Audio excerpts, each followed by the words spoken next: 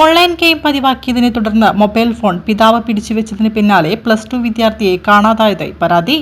Chokli Ramavilasam higher secondary school വിദ്യാർത്ഥിയായ കരിയാട് പുളിയനമ്പ്രത്തെ ശിവപ്രിയത്തിൽ ജിഗീഷിന്റെ മകൻ ശിവസൂര്യയെയാണ് കാണാതായത്.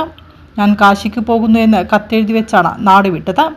ശനിയാഴ്ച ഉച്ച മുതലാണ് ശിവസൂര്യയെ കാണാതായതെന്ന് ചൊക്ലി പോലീസിൽ നൽകിയ പരാതിയിൽ പറയുന്നു. ഓൺലൈൻ ഗെയിം പതിവാക്കിയതിനെ തുടർന്ന് ഗെയിം വഴി പണം നഷ്ടപ്പെട്ടിരുന്നതായി പിതാവ് പറയുന്നു. മൊബൈൽ ഫോൺ പിതാവ് വാങ്ങിവെച്ചതിന് പിന്നാലെയാണ് ശിവസൂര്യയെ കാണാതായതെന്നാണ് കുടുംബത്തിന്റെ പരാതി. ഞാൻ കാശിയിലേക്ക് പോകുന്നു, ഇനിയുള്ള ജീവിതം അവിടെ ജീവിച്ച് ദൈവത്തോട് ലയിക്കുമെന്ന തരത്തിലുള്ള കുറിപ്പ് പഠനമേശയിൽ നിന്ന് കണ്ടെത്തിയതായും കുടുംബം പറയുന്നു. മകനെ സുരക്ഷിതമായി തിരിച്ചു കിട്ടുമെന്ന പ്രതീക്ഷയിലാണ് കുടുംബം. ശിവസൂര്യയെക്കുറിച്ച് എന്തെങ്കിലും വിവരം ലഭിക്കുന്നവർ ചൊക്ലി പോലീസിനെ അറിയിക്കണമെന്ന അഭ്യർത്ഥനയും ഉയരുകയാണ്. ശിവസൂര്യയെ കണ്ടെത്തുന്നതിനായി ചൊക്ലി പോലീസിന്റെ നേതൃത്വത്തിൽ അന്വേഷണം ഊർജിതമാക്കിയിട്ടുണ്ട്. നാട്ടുകാരും ബന്ധുക്കളും അന്വേഷണത്തിൽ പങ്കാളികൾ.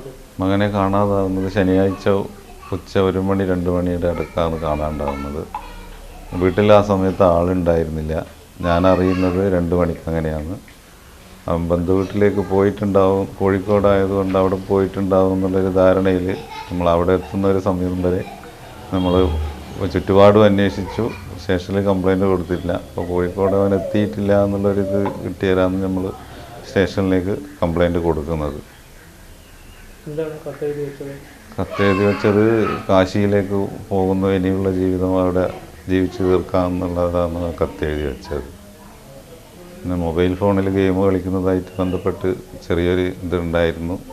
അതിന് ഞാൻ കഴിഞ്ഞ ഞായറാഴ്ചയായിരുന്നു, അന്ന് മുതൽ ഫോണ് ഞാൻ വാങ്ങി വെച്ചിരുന്നു. അപ്പോൾ ഫോണിലേക്ക് അവൻ്റെ ഗെയിം ഒരു ആപ്പിലേക്ക് പൈസയൊക്കെ വന്നിട്ടുള്ളൊരു ഇതുണ്ടായിരുന്നു.